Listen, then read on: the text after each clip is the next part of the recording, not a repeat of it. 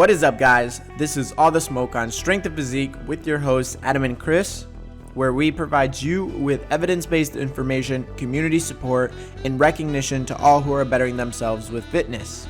Welcome back to All the Smoke on Strength Physique. We got the Godfather, the one and only. Chris, Dr. Joe, I usually have this weird lame joke, but I've been told not to say it, so I'm not going to say it. But don't be surprised if I slide it in the end. So you just can't say that, Adam. Start and not say the joke. But I feel like it's just a necessity for me now. You know, I feel like it is. So he used to always say, all of our 2 listeners or 4 listeners, and we were 2 of them. So, but then one of our friends were like, listen, you have more than 2 listeners. You got to stop saying that. So I was like, can I just say 6? And I'm like, no, you can't say that. It's just me. Double digits now, at least. So hopefully. So tell our listeners a little about yourself and your background, please. Well, that's a little bit of a long story, so I'll try and keep it as short as possible. But I grew up just a pretty unhealthy, chubby little kid, and that, as so many people do, ended up catapulting me into caring a little bit more about health and fitness, especially for sports. So once I got up into Little League and started playing baseball, I wanted to be better. Started lifting weights, and then the rest of the story is written in terms of me deciding, hey, I want to do this for a career. Went to school actually for orthopedic physical therapy. That's what I thought was going to be my thing.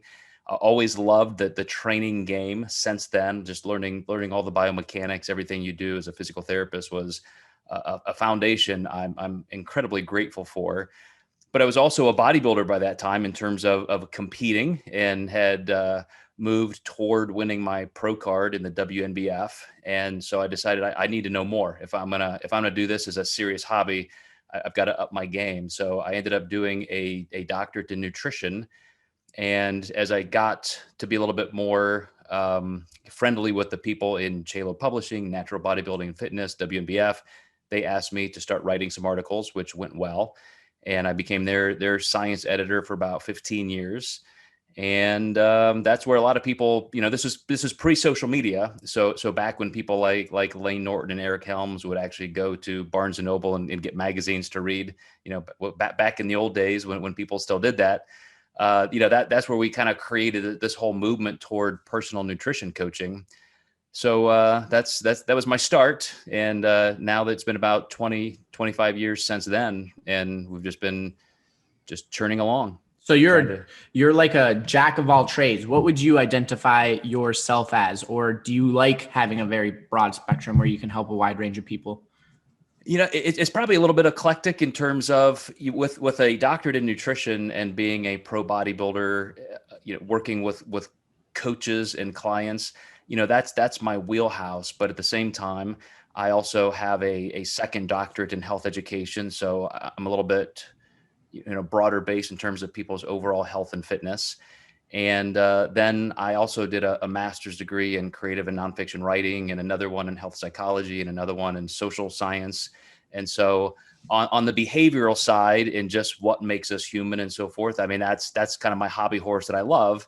But that also ties back into this, because, every client we work with, or every coach we're trying to help develop a business, they're real people. They function in the world collectively. And so, that's been a fun thing I've been able to integrate that I think has been very helpful.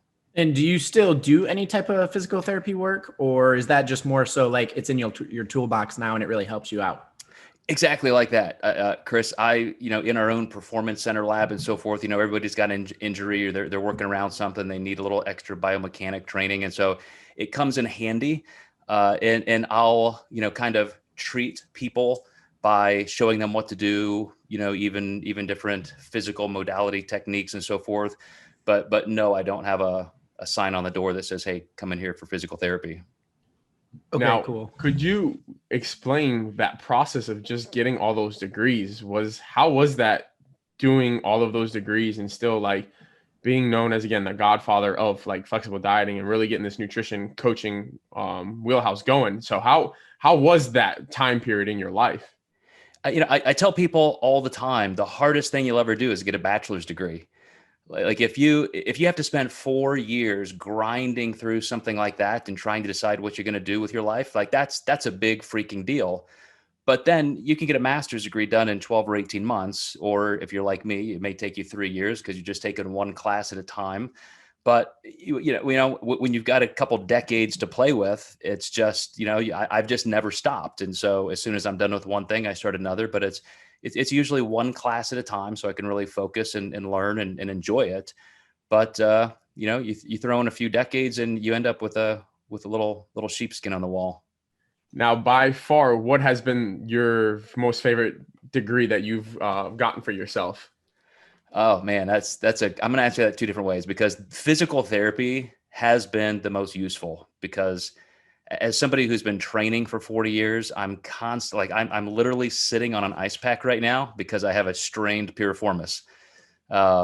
So, knowing how to take care of yourself is important, but I have to say the master's I did in creative and nonfiction writing was the most intellectually stimulating and challenging thing I've ever done. I will say some of the classes I did in social psychology at Harvard were great because you're with world-class professors, people who are the world experts in a particular topic, but it's also very cold and static. They don't give a shit about you. You're sending papers into a TA of a TA of a TA. But in a course like I did in Connecticut, the master's in writing, it was just fantastic.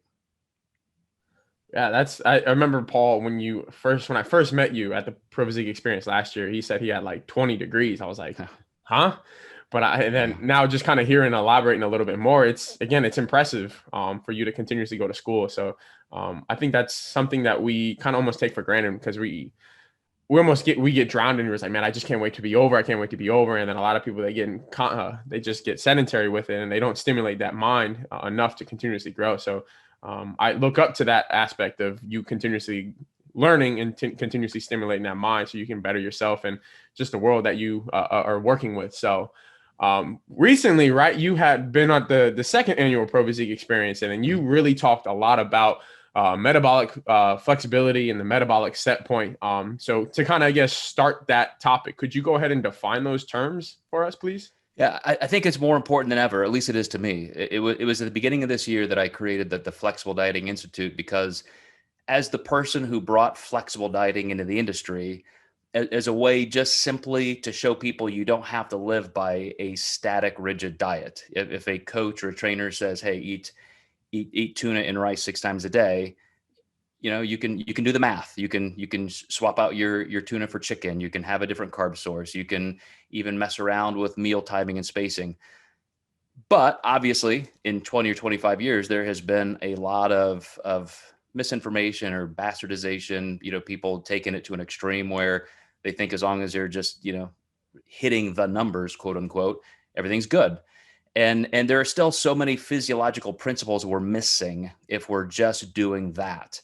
So I love to do kind of a deep meta-analysis type literature review in topics like this. And I did this earlier this year, looking at the metabolic switch. So you guys will be very familiar with the fact that you can either use glucose as energy or lipids, and you kind of toggle back and forth. But there are some pretty defined ways you can control that process. And at one super, super far extreme, and I'm not a proponent or fan of pure ketogenic dieting, but when you are keto adaptive, you're obviously moving that metabolic switch purely over to using lipids as energy. And you become more efficient at that. One particular study showed that when you're keto adaptive, you actually use body fat with 40% greater efficiency. So somebody down at the other end, where they're getting all the carbs they want, maybe they're in maintenance, they try and just create a little bit of a calorie deficit. They go back and forth. They're kind of playing over here at this end. Glucose disposal is very inefficient. You're not necessarily converting lipids into ketone bodies or glucose efficiently in the liver. It takes a strong adaptive stimulus to make that happen. And like I said, I don't want people to go all the way over here and say, oh, Joe says keto's the best, you 40% more efficient. You want to be on that side. Like you can start off just by being in a calorie deficit and still just be monkeying around over here. But when you start including time restricted feeding, where it's like, well, I don't know, maybe I need 4 hours between meals or 5 between these meals. Why am I eating every 2 hours, or every time I feel a little craving, I'm running to the kitchen? All that does is keep you constantly using glucose. So by even getting into, some form of intermittent fasting, whether it's a 10-hour window, 12, 14, whatever you want to do, as long as you create the process by which your body stays over here, where you start getting better at glucose disposal. Chris, you mentioned off camera, hypoglycemia, cravings go away, hunger goes away. Your body physically just gets better at using fat as energy. And so it's more efficient. You can lose up to 40 or 50% more body fat on the same isocaloric, calorie intake. And so, if you just say, oh, flexible dieting, count your macros, make the math work, and that's all you tell somebody, you're missing 90% of the ball game. There are still principles in physiology and metabolic science that benefit people. Now, so with that, it's kind of working that set point theory. For your clients or for yourself or for anybody, is there like a specific rigid meal frequency schedule, or again, with like flexible dieting? And a lot of what we've kind of been taught is like, as long as you're, in a caloric balance or a caloric deficit or surplus, like things are going to have to move.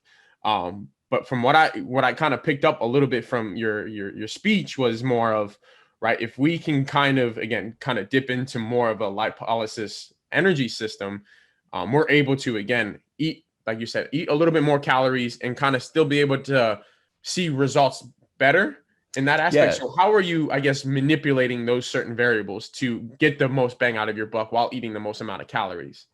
So it's certainly contextual. It depends on your metabolic capacity, depends on your even time of day. So if for example, somebody trains really hard in the morning, I'm not going to say, oh, you should only eat every 4 hours. They may need to eat every 90 minutes for 2 or 3 meal cycles. And then in the afternoon, they can start extending that window a little bit when the energy demands are less. So it's totally contextually driven, but it's also a point where, like you said, as long as there's a calorie deficit, you're off to the races. That's what you need. It's just calories in, calories out. But there is a definite sweet spot. One meta-analysis I read and looked up several of the actual studies showed that the calorie deficit is the starting point. That's the doorway. Then when you start just paying attention to not constantly titrating food into your body every time you're hungry, if you have some defined time restricted windows, then you lose a little bit faster and more efficiently. Then you get into some form of intermittent fasting. And like I said, I'm not a fan necessarily of a 16-hour window. I think 12, 13, 14 works well for some people, which, in old school dieting, it's just simply like not eating after dinner, not eating before bed.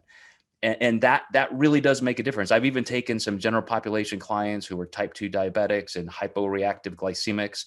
And it's tough because they're having legitimate, severe cravings and low blood sugar symptoms.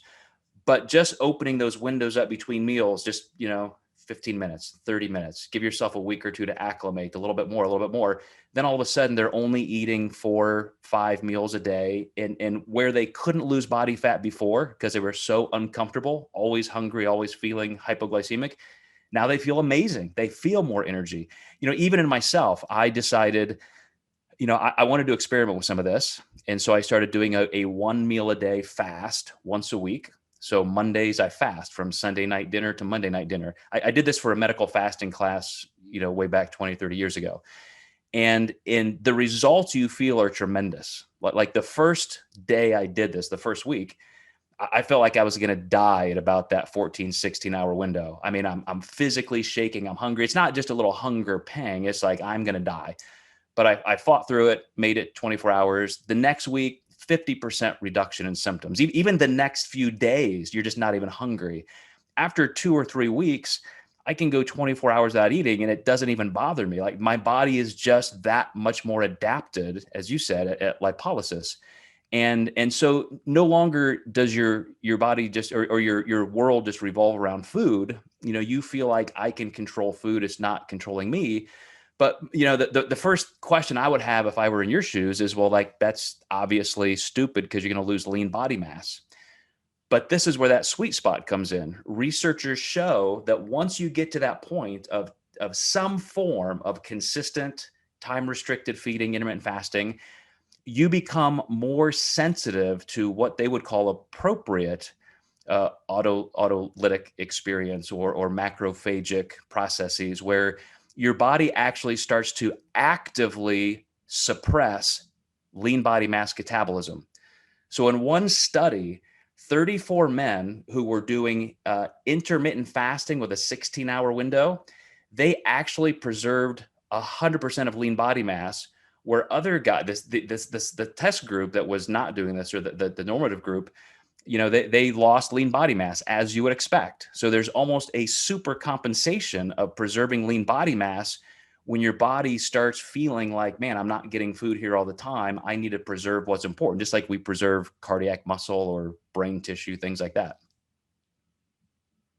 Yeah, because when you talk about that was like the first thing that came to mind, because there's plenty of studies, and even Dr. Campbell will even vouch for them. Is like, you want to have protein every like 3 to 4 hours to kind of stimulate muscle protein synthesis. And I remember hearing your talk, and I was like, hold on, isn't that kind of counterintuitive of what we've always heard and what we've always wanted? So with setting that set point, your body is realizing it's more important to preserve lean body mass, or like you said, we're getting more efficient stimulating lipolysis.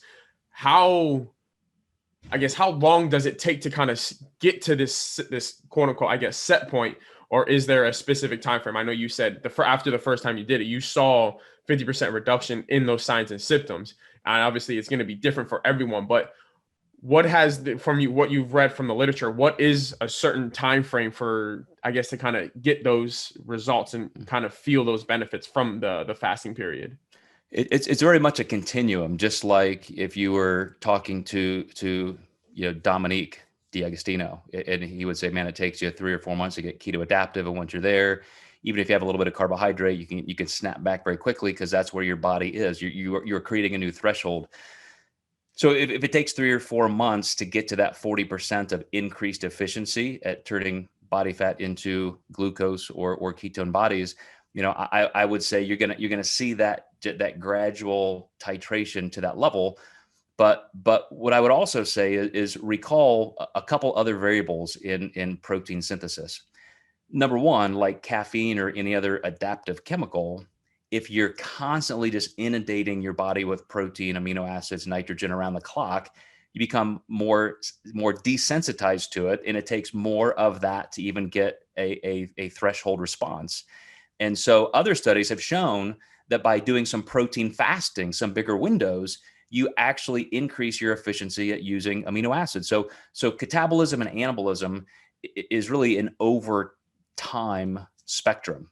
So it's not just, did I catabolize a little bit more lean body mass during this particular window, meal window or day? It's week after week after week after week. And so I do think, obviously, what Dr. Campbell would say, protein synthesis, like that's the bedrock of muscle tissue.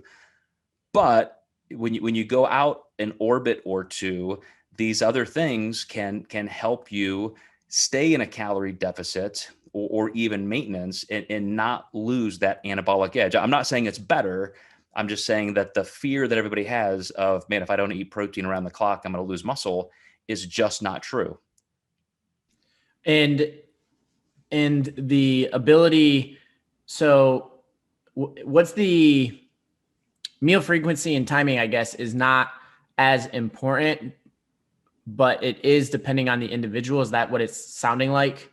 And if you change your metabolic switch, then likely even protein timing, meal frequency, that all sort of goes out the window per individual. What would you say is possibly your pro bodybuilder? If you were, do you still compete? I don't compete now, no. Retired. So if you were to take someone through a show, what approach would you recommend they take? So this is a great example. I love doing case studies on myself. And, back when I was competing, I would probably eat, I did compete, or I did do 200 to 225 to 250 grams of protein a day, just around the clock. Did that for 20 years. When I retired, I my protein intake automatically just dropped in half because I just didn't care as much. It was no longer a huge priority. So after an entire decade of just being in an off season, and I kept my body weight within 7 to 9 or 10 pounds of my contest weight. I competed at 150. I never got above 160 for a decade after I retired. I did a body comp analysis, and I had lost 5 pounds of lean body mass, which I thought, that's fair. I wonder how long it would take me to recoup this. So all I did was go up to 2 times the RDA of protein for me, which was 125 grams of protein. I had my entire career as a bodybuilder, I ate twice that amount. It only took me 3 months to regain that 5 pounds on 125. After a 10-year off season of eating less than 100 grams of protein a day, all I had to do is bump it up to 125 consistently for 3 months. All that lean body mass came back, and I was right where I was when I retired as a pro. Then I decided, well, I want to repeat that. I'm going to go back to just, eating whatever I want. And after about a year or so, my lean body mass dropped back down 5 pounds, just another perfect 5 pounds. And I thought, okay, that's kind of, speaking of set points, as long as I'm doing resistance training and eating any amount of calories, like that's where I'm at. Bump back up to 125, bam. 2 to 3 months later, all 5 pounds of lean body mass came back on. And I could visibly see it and feel it, and my strength increased. But when I would go over 2 times the RDA, that's when the law of diminishing returns was kind of in effect for me. It just didn't really help me that much more. Yeah, I think that's a great point, because I think nowadays we overconsume protein. I know there's one study that we looked at, neuromuscular. They were eating about 4.4 grams per pound of body weight. And they just felt constipated, and they didn't reap any benefits from those individuals that eaten 2.2 grams per pound of body weight. So I think that was the norm back in the day, man. Me eating 250 grams a day was a lightweight, compared to what other guys were eating back then. I remember when I was an undergrad, I was killing almost 300 grams of protein and thinking oh man, I need more. And I remember there were certain points, if I didn't hit almost 300 grams of protein, I would take two protein shakes and just slam it down before bed. It's like, now I'm anabolic as hell, and we're going to make some gains. So I think it's a really good point that you can get the most bang out of your buck by just hitting that minimal threshold, and then shuffling all those other calories to other macronutrients that can help fuel your performance and actually allow you to put on some lean body mass or just stimulate some energy in that aspect. So in that regard, what are, I guess, the best eating habits for those individuals that are hypo or hyperglycemic? Will you kind of introduce these fasting principles for them? I know you had spoken a little about that. You kind of gradually increase those fasting periods for by 15 minutes. For somebody that is, again, type 2 diabetic or hypo or hyperglycemic and really has to pay attention to those blood sugar levels, what is the first approach that you're kind of analyzing with them? So remember, most of the time you're dealing with general population clients who are describing, health conditions like this. And, I'll say, first of all, let's talk about this from a biochemical, physiological perspective. And I'll explain the metabolic switch and metabolic positioning, metabolic set point. And I'll say, look, we literally have to get you depleted enough of glycogen. We've got to at least get the liver almost empty. You can't be just shoving food on top of food on top of food in your stomach, and never need to switch over to using glucagon as a hormonal retrieval source. And so we have to at least get in that direction. And I have to get some buy-in. I have to say, look, I promise you're going to feel better. Once you get there, it is amazing. You have less hunger and so forth. And it's very difficult for people who suffer those symptoms, because they're real symptoms. It's not in your head. I mean, you're really feeling like you're going to pass out and die. And so I'll say, look, all we have to do as a first step is be very thoughtful about your hunger. So every time you're hungry now, you may grab a Tic Tac or a Mint, or maybe you grab a bite of a cookie, or maybe you eat a dozen cookies. I don't know. But what I want you to do now is think about placing your meals where you want, breakfast, lunch, dinner, snack, whatever works for you. Let's make it reasonable around training and sleep and wake and so forth. I'm not trying to get them to make some massive overhaul. And then I'll say, every time you're hungry, drink a glass of water, take a 5-minute walk, just, breathe, wait 10 or 15 minutes and see what happens to that hunger. And you guys know it goes away. Like it doesn't get worse and worse and worse and worse and worse. It goes away and you may not even feel another wave of hunger for an hour. And so I'll say, just listen to your body. And this is trying to get them to understand interoceptive awareness, what's really happening in my body. And so all of a sudden they're like, oh yeah, I did that. That was great. I was able to wait 30 minutes or an hour. And then you're getting them to trust their own physiology. And then the changes start to happen positively. All of a sudden they stop getting those hunger cues. And some of these people who are type 2 diabetics and on medication like metformin or something like that, they start having to reduce their medication because they just don't need it. Their A1C is coming down. And so you just have to get them behaviorally to listen and trust themselves enough to let the biology take over. And then it just becomes an upward spiral of success, breeding more success. So for individuals, it's sounding like myself, I need to stop eating every single time I get hungry, because that's what I currently do, but I'm also bulking. So I'm a little confused. I probably need to plan my meals a little bit better and have just really big meals. But even if I was to start tailoring fats more so than carbs, eventually I feel as if, from what we're saying, that I would be more receptive to tapping into my own energy sources. Is that? Well, there is a difference, Chris, in trying to intentionally gain weight. But let me start by telling you, when I was eating for maintenance, so, I let my body weight come up, 4 or 5 pounds a year for a few years because I felt like I wanted to work again on some powerlifting type goals and so forth, regain some lean body mass, even above what I could in the 150s. And so at that point, when I was over consuming, yet had, spent a year or two maintaining, I would have symptoms like that. Even though I was not in a calorie deficit, I could go start my training, start at an aggressive cardio or training session, and I would feel hypoglycemic, like to the point I had to stop my workout, like make a protein shake, take a 10-minute break, and then start coming back into the workout slowly. Sometimes because I stay up late at night reading or studying, I've eaten dinner, I've had a late night snack, but then it's like midnight or 1 a.m. and I physically had to get out of bed and get something to eat because I was so hungry. And that's just to maintain my weight. As soon as I wanted to start losing body fat again, I've lost about 10 or 12 pounds in the last couple of months. I had to start taking those calories out somewhere. So I took out a mid-morning snack, like a granola bar. I stopped getting out of bed for that particular snack. And just a couple little changes like that, all of a sudden, Chris, all of those hypoglycemic feelings that I would have that were legitimately physical, they just stopped. They just went away. And it was because, again, my body is better at lipolysis. I'm not constantly riding this insulin and glucose roller coaster in my bloodstream.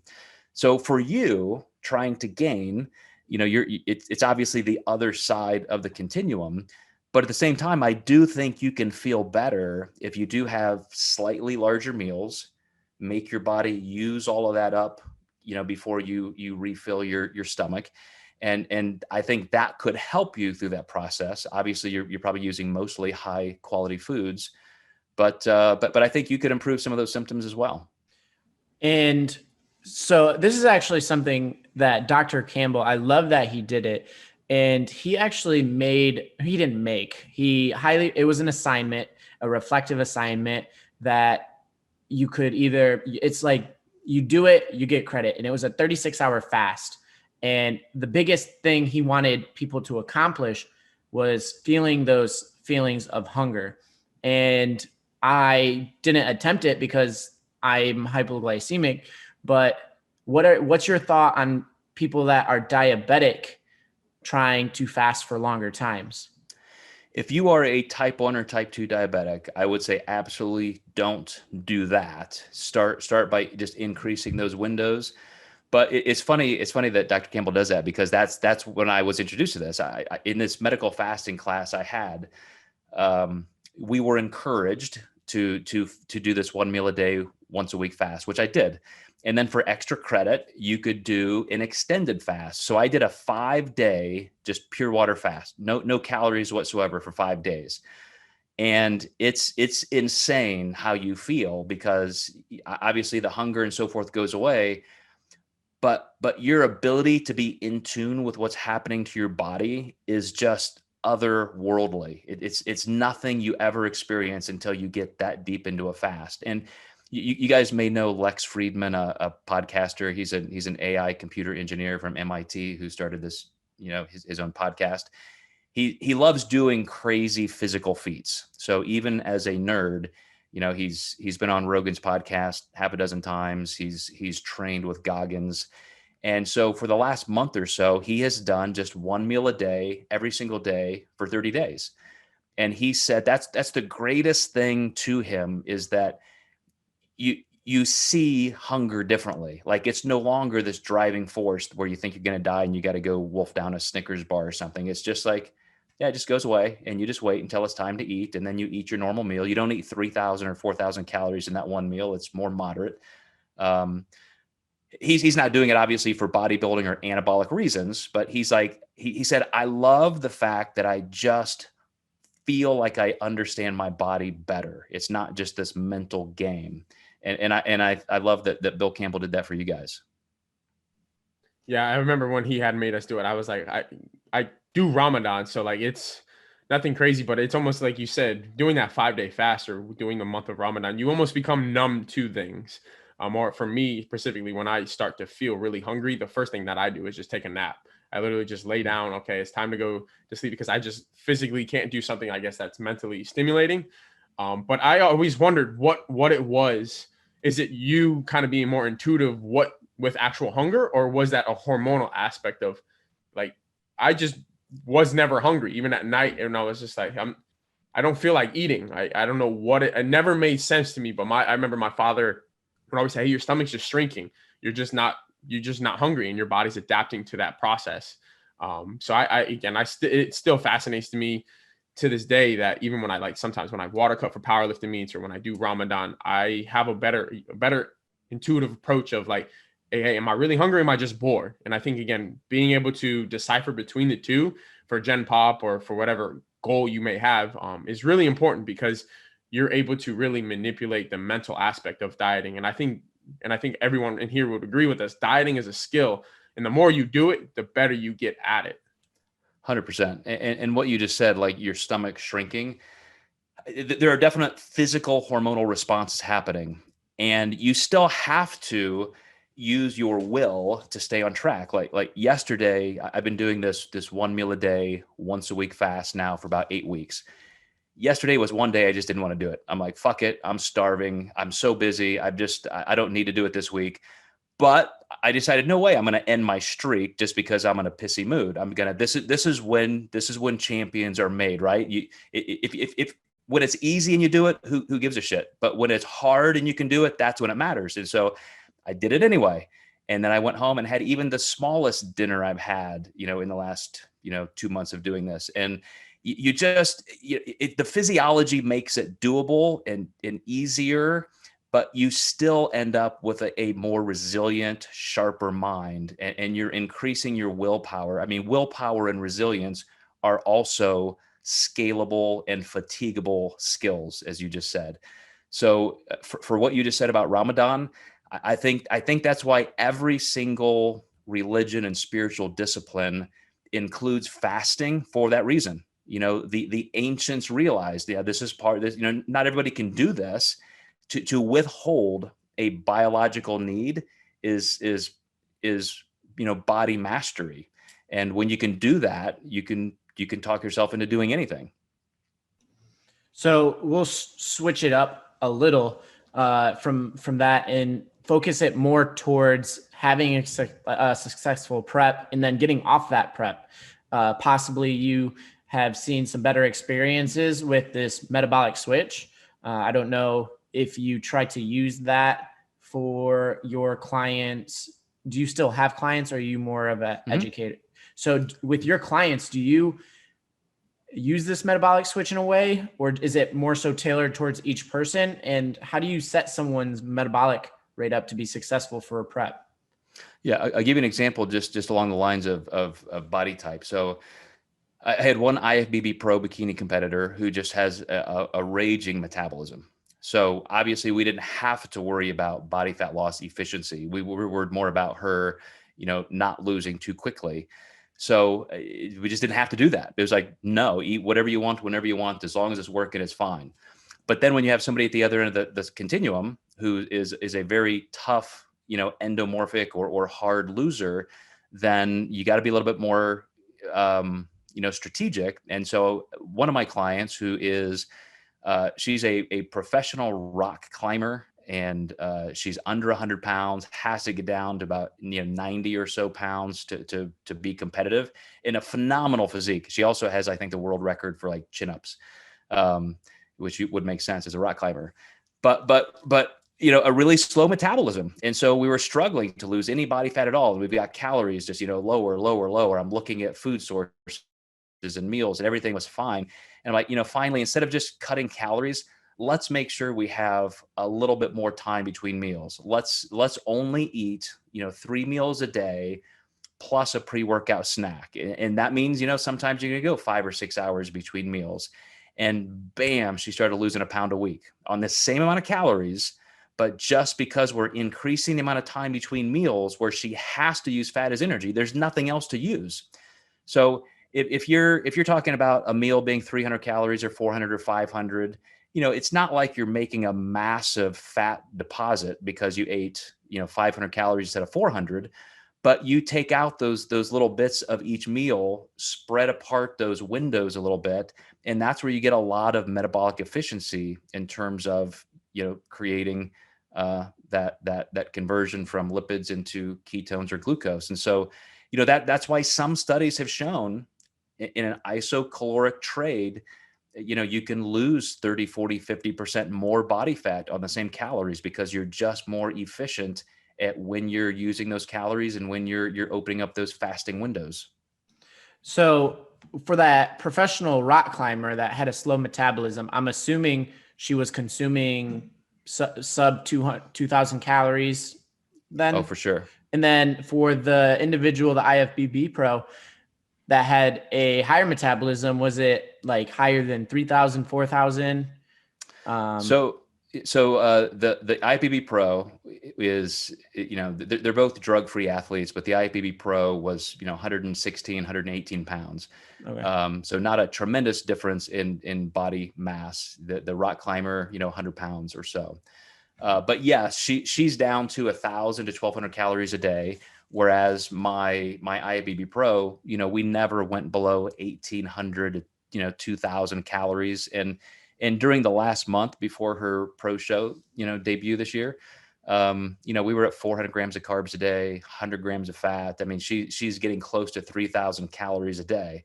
So again, super endomorph, super ectomorph, big difference in how you would treat them. Not everybody needs to worry about, the meal spacing type things we're talking about. So when you approach any bodybuilding client, do you take what they're giving you? Or if you have someone come to you and they're like, hey, I need the best coach because I want to win my first show, do you work them up to a higher metabolism, or do you just use your knowledge to try to switch that metabolic switch? So it's a little bit of a misnomer in terms of how variable our metabolism really can be.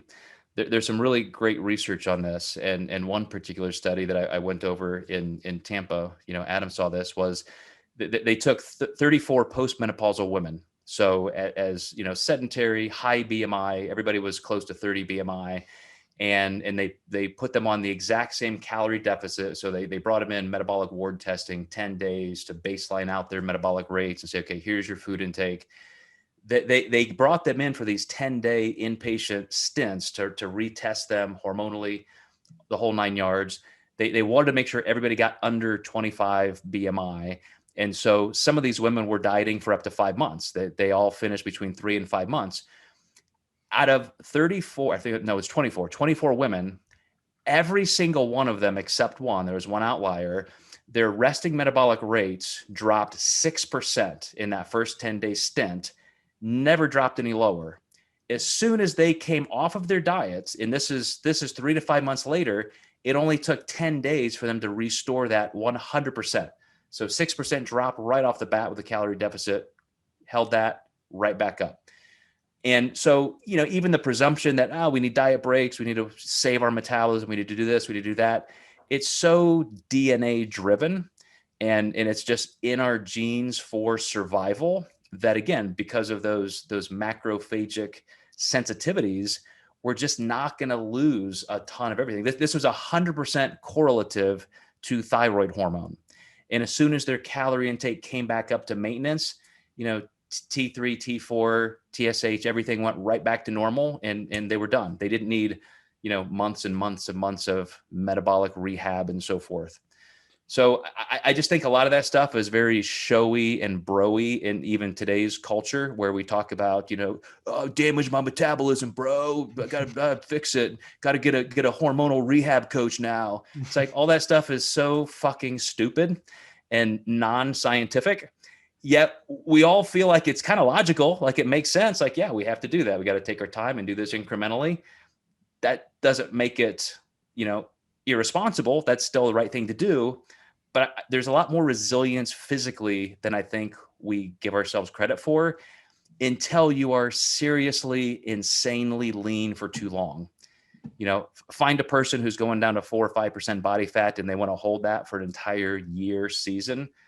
Yeah, you're going to suffer, and testosterone is going to come down and life is not going to go well. You're eventually going to start losing lean body mass, but you got a lot of survivability and resilience for months in that equation.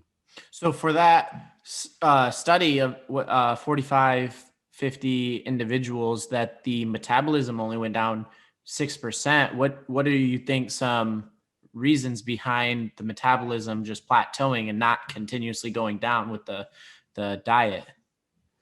Well, I think because number one, it was pretty consistent. Even though this was 4 10-day inpatient stints inside of a 3 to 5 month study window, they did have registered dietitians on staff actually giving them their food. This is your food. Take it home and eat it for the next month, and then we'll come back, refill you, do all the metabolic testing.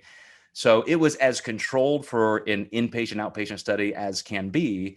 And so, they had enough protein. They were given instructions on just baseline, resistance training and so forth to stay moving.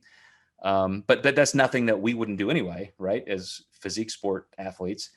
So I think that's just kind of the norm. But how many people do we really ever put through studies like that? When another thing to consider, Chris, is that we tend to over-focus on the androgenic hormones. And so, yes, your testosterone can drop and your libido can drop and you feel like a total slug, but that doesn't mean your thyroid hormone's dropping or your RMR is dropping that far. And so, this was kind of a one-of-a-kind study. I couldn't find many like this that are really looking at those catecholamine hormones like epinephrine and so forth, and then even thyroid exclusively to find that correlation. So what do you think some main drivers are that cause physique athletes to either have to increase their cardio or eat less? Or what do you think some main causes that will be a driving factor for that? That is the perfect question. You just hit the money load here, because that has been addressed. And even a big data mathematician did a study looking at the Minneapolis starvation study. And they've done other studies, like even the one I mentioned in terms of, the postmenopausal women and so forth. They looked at every single correlate they could, and they found that it all came down to movement and energy expenditure. We will always default to our hunger cues. That's why weight gain recidivism is so high. That's why even among bodybuilders, we tend to rebound pretty quickly because we want to get back out of that hole. But it comes down to non-exercise activity thermogenesis. And are you familiar with Eric Lee Salazar, the IFBB Pro from Texas trainer? No, I'm not. So he did this cool little. What was his name?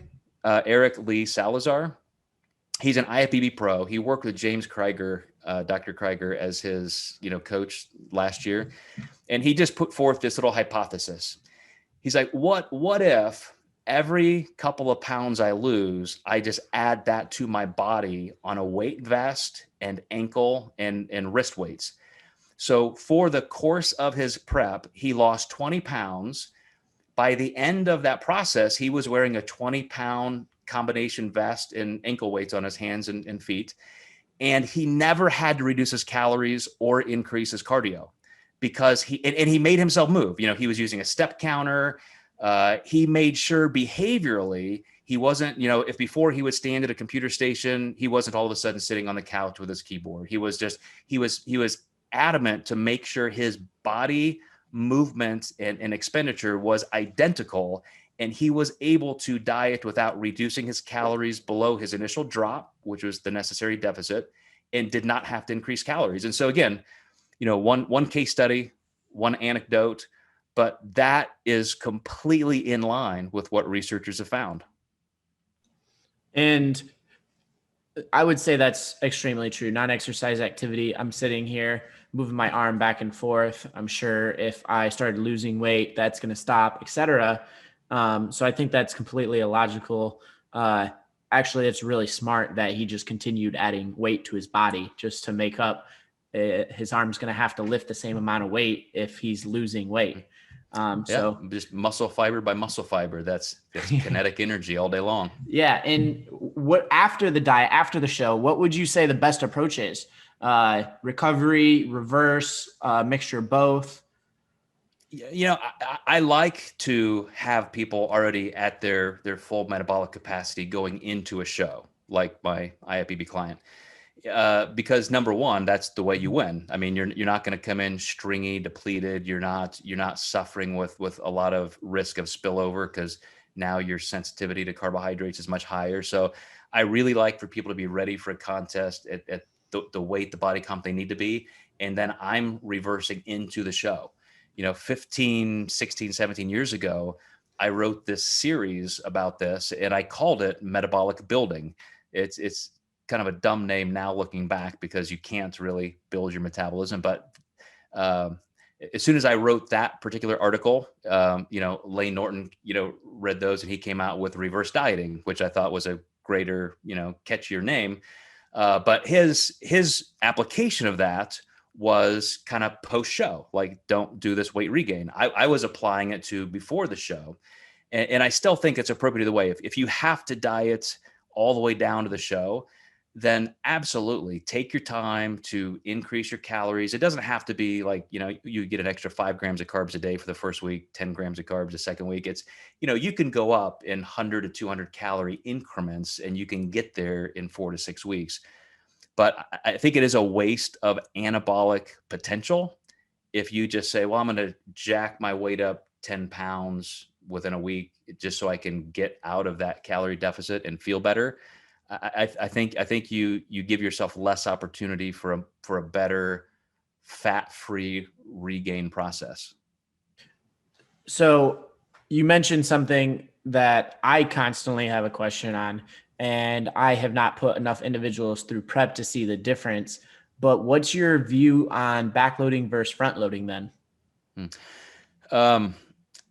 It's interesting because I started out, everybody, of course, just back in the 80s and 90s, were just doing the traditional prep, which is, a beginning of the week depletion, then a backload.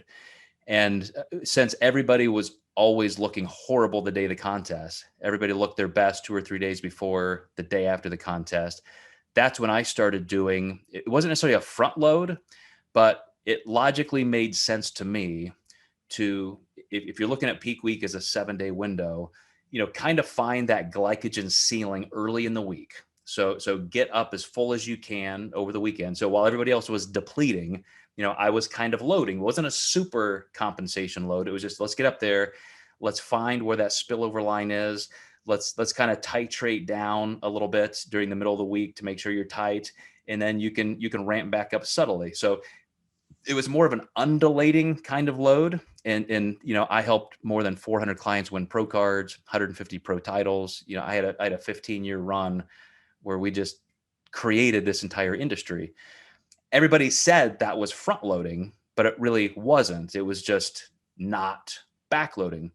So now I've found that, just having to move all the variables kind of up and then down and then back up, it still leaves a lot of people at risk of just kind of missing that mark.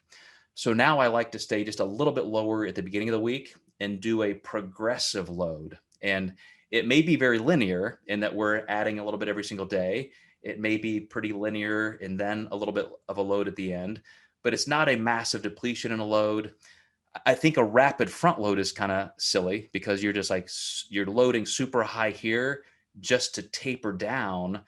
And that's when you're reversing all of the variables. Now you're depleting your muscle tissue of glycogen, which means water's leaving the muscle tissue. So, maybe if somebody just has to try, err on the side of being tight, that can be a decent way to manage things. But I really find having all of those variables heading in the right direction, and then you being able to control that final process at the end, you have almost zero chance of missing it. I always tell clients, even if we do everything wrong at the end, you're still going to be 95% your best. Like, we're going into contest morning knowing you're 95% your best. We've got contest morning now to see how close we can get to that last 5%. But it's not a gamble. It's not like, ooh, did front loading work or back loading? And you're never going to know until you wake up on the morning of the show to see if you made it or not. How do you take the approach of increasing carbs then? Is it just gradual, or do you do fat too? I guess going to the metabolic switch, do you do carbs only, or does it depend on the athlete if you're doing more calories, or is it carb based or fat based? How do you take that approach with the metabolic switch in mind? Yeah, you nailed it there with the fact that it's calorie dependent. So a client that's got a huge metabolism, a lot of food, just more and more and more and more carbs is sometimes the wrong route. Sometimes you just want to slow down their ability to utilize those carbs. And so then I may add a little bit of fat. There's another little bit of a misnomer in terms of like fat loading, because you don't load on fat. Like, fat just is fat. It goes into your body pulls it into fat cells, and that's it. You don't turn it into glycogen magically. And so it is kind of a wasted thing for some people to say, my coach fat loads me. Like, I eat 2 jars of peanut butter the night before the show or something like that. But, for you to be responsible with carbs, and then as carbs are going higher, you could eventually think, gosh, I'm definitely bumping the line against possible spillover. So let's hold the line here on carbs, bring fat up, 5, 10, 15, 20 grams, again, something kind of moderate. And then your body will spare carbs. I mean, that's one of the primary functions of fat, is you're now sparing some carbs. And so you just don't run through them as quickly.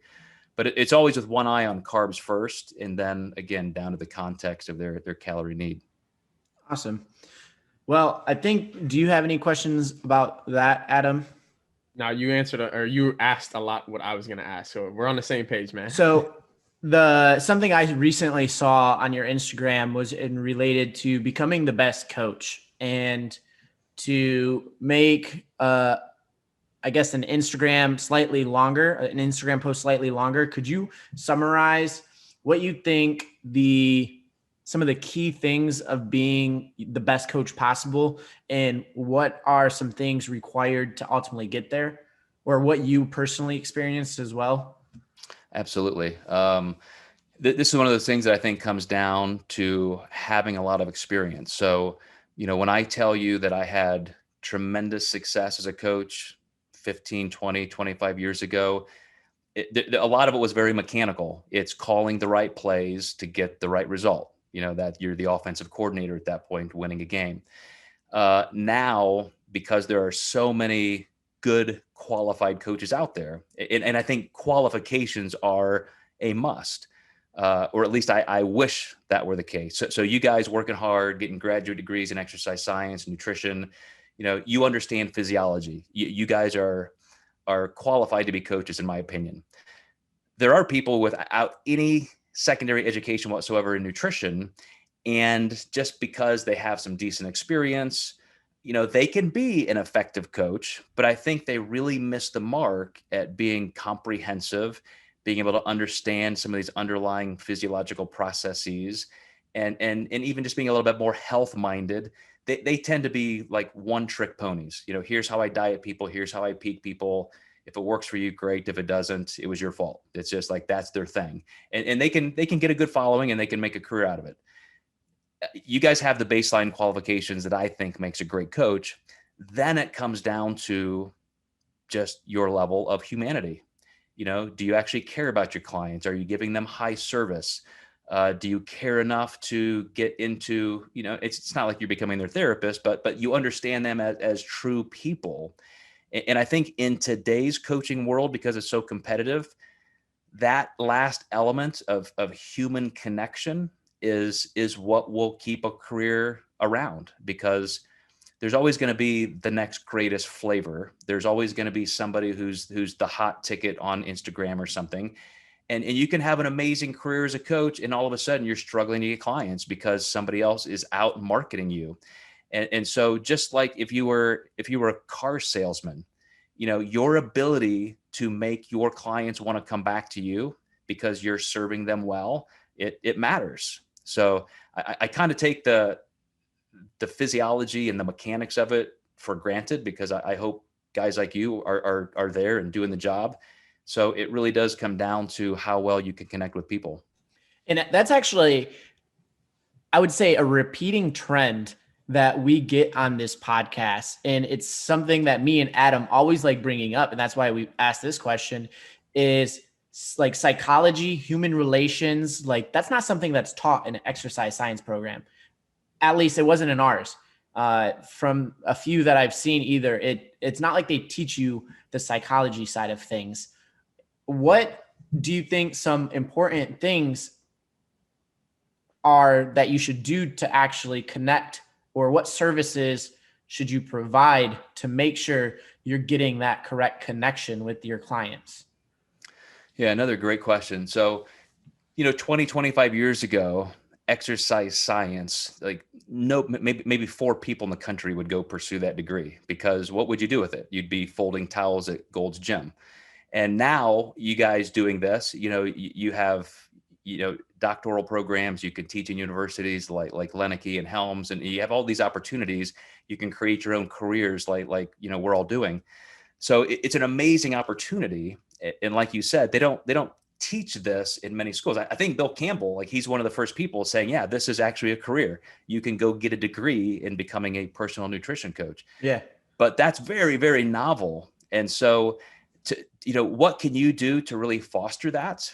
It's one of the things I love to teach my Apex Coach fitness professional mentorship program coaches. It's what we talk about. Like, here's how you create your business persona. First of all, what can you do that nobody else does? If you're just a nutrition coach, what does that even mean? What makes you more compelling than the next person? Why should I hire you? So I think you have to have some kind of specialization, and it can be, you know, the type of client demographic that you like working with. It can be just your personal interest, but don't make the mistake of being too much of a generalist. You know, be the best at one thing, and you'll attract people just because you're that unicorn. Then it comes down to making sure you have the time. So every single client that I see coach shopping, there's only one thing they tell me. It wasn't like, yeah, I got just really sick of winning with that coach. They were too amazing for me. I just thought I'd go somewhere else. The only reason they leave a coach is that coach doesn't give a shit about me. They don't give me the time of day. I get 1-word responses. They don't respond to my email for 3 days. And now my new coach will text me back instantly. And so a lot of the newer coaches that have the time, they have the advantage at customer service. So for those of us who have more robust practices, you still have to find a way to serve people. And it's not always that you just hire coach after coach after coach. So somebody says, hey, I want to work with you, Joe. And I say, great, good to meet you. You're going to work with Bob, you know, somebody you've never even heard of just because he's on my staff. You've got to find a way to connect with these people. And I think for most coaches, it means you have to have a cap on what you can physically do with clients. And you've got to find a way, you know, not to leverage your time, but find a way to make sure people are getting what they need. And some of that's through some group dynamic things. I do a daily live support chat with all of my clients and coaches. So Monday through Friday, noon every day, everybody knows they can get on this call and they've got me face to face. They can ask me questions. Every day is themed a little bit. So all my competitors come in on Wednesdays. My general population clients know like Monday is their day, but they love to be in for all of them because it's all valuable information. But that doesn't usurp my normal formal check-ins and so forth. It's just an extra service because I want them to know they matter to me and that they can get that real, FaceTime interaction. Yeah, I think that's something that's really underutilized, is making it as personal as you can. Like, I never want a client to feel like they're trapped to work with me. Like, there's some individuals, I tell them straight up front, like, I want you to be able to walk away sometimes in 6 months, say, hey, coach, you gave me a lot of tools. I think I can handle it on myself, but I want to work with you because you kind of give me that accountability factor. You make me feel like a part of Pro Physique, or you make me feel a part of this community. And it's motivating. It's just fun. And when you have that spot on, the process and the journey just becomes that much more exciting. And you get a lot more out of this journey with health and fitness. And it carries over to other aspects in your life. And when you're able to take something like this and carry it over to your job or another hobby, oh man, you're gonna be unstoppable really soon. Yeah. Probably half of my clients right now are clients I've worked with sometime in the last 20 years. Somebody I worked with 10 years ago, they want to make a comeback. Somebody, it's unbelievable how much, that happens. And it's truly because you just treat people well. And like you said, Adam, when, they don't need me all the time, they don't need me on a retainer every year of their lives, but when they need some help with health or nutrition, that they know that's my guy. I'm going to go back to Joe. Now, since you've had such a great career and you've had this pivotal moment of being on our podcast now, what career highlight, baby, right here. There we go.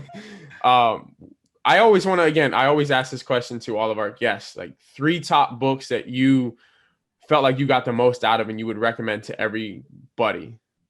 Not from a nutritional aspect or anything like that. Maybe nutritional book or just self-developing book. Top 3. Let's share our insight too, Adam, because one book that I just thought of that we've never asked ourselves this on our podcast, Rich Dad, Poor Dad. That was a book that just changed my mindset. And like, even when I work with companies, it's like, if I have an issue with that company, I either need to stop having that issue with the company or leave. Like, it's my decision. Same thing. If I want to make more money, okay, stop complaining about not making enough and start figuring out ways to make more. So go ahead and give us some of yours. Sorry, I like that. I want to learn from you guys. Absolutely. My top 3 books from me thus far is Conscientious Coaching, Atomic Habits, and The Upside of Stress. Those are my top 3 at the moment. Nice. If I turn my camera around, I have a 2-office suite that just looks like the New York City library. And so it's tough for me to, give you just 3, but I almost as symbols of what they mean to me, that they are perennially, at the top of my mind. Every mental health therapist that ever treats a client recommends Viktor Frankl's book, Man's Search for Meaning. Right. And that is one that will just rock your world. Like when you think that, life has dealt you a bad hand, read Man's Search for Meaning, and you'll realize that you've got some margin. You can work a little harder. A relatively new book by Robert Sapolsky is Behave, because as a neuroendocrinologist and primatologist, he is the world's leading authority on what makes us do what we do. So one of the reasons I went into social psychology and social science is that fascinates me. Like, why do we believe what we believe? Because 99.9% of what we believe, it's not that we empirically proved it. We're just simply trusting somebody that we think has the right answer. And so we, through confirmation bias, we self-select, that kind of thing. So, that book Behave is a monster book. I would also say, in kind of that same vein, Sapiens by the historian, recent cultural icon, Noah Yuval Harari. It was an amazing one. But, those are just 3 in the last couple of years I've read that really, I think can shape a person. Like to say, besides just nutrition and physiology and career, like anybody could read these books and say, now my life is literally going to be 10 times better because of this book. That's the kind of stuff I like to read.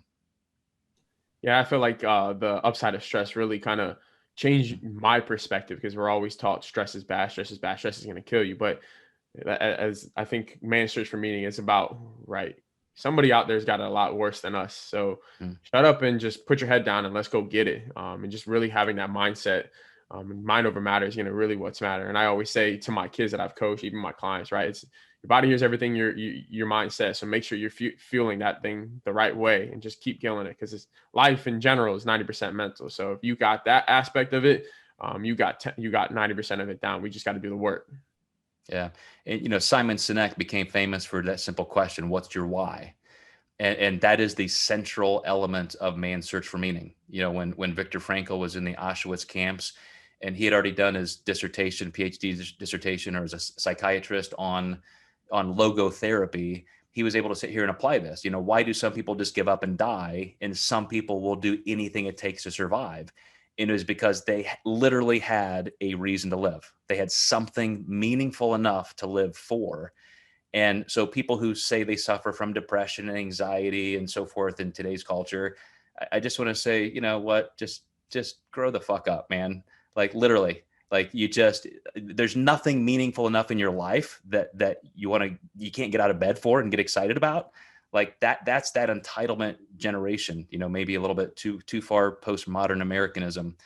But that's why I like those kind of books. I mean, it's just, they drive people to become better versions of themselves. Yeah. So we'll wrap it up. We appreciate your time, Dr. Joe Klemczewski, correct? Yeah. Yes. So nailed it. That's why this is my favorite podcast ever. For our 2 listeners, 4. Right, Adam? Our 4 listeners now? Whatever. Yeah, I think we might be double digits. Got to start sometime, man. I remember my very first workshop I gave, we had 3 people show up and I'm like, I'm not going to quit.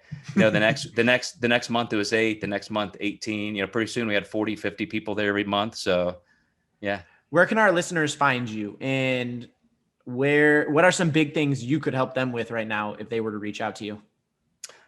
So you can email me at Joe, so Dr. Joe at thedietdoc.com. You can go to thedietdoc.com, but also my Instagram and Facebook are just, at Joe Klemczewski. I really like to do a couple different things. Number one, like I said, I do continue to maintain a small client load. But what I love to do more than anything right now is help coaches build their businesses. There are so many people. I literally have a coach reaching out to me today who said, I'm not even a coach yet. I just want to get into coaching. I've had my own personal health transformation. She's in the medical field. So like you guys, she has the chops academically to do this. And she said, I don't even know where to start. Like, how do you build a coaching business? And I said, you have come to the right place. I know a thing about that. And so I just love to help coaches thrive and develop amazing practices. And if you don't know who he is, now you know, because he's the godfather. He's the one and only Dr. Joe. Sir, we appreciate your time. We will definitely, hopefully have you back on for a part 2 on a different topic. And it's always an honor to hear from you. And we appreciate you and everything you've done for this industry, sir. I appreciate it. Well, thanks, guys. Hey, you guys are the next generation, man. So that's what I'm here for. Thanks, guys. Yes, sir. Thank you.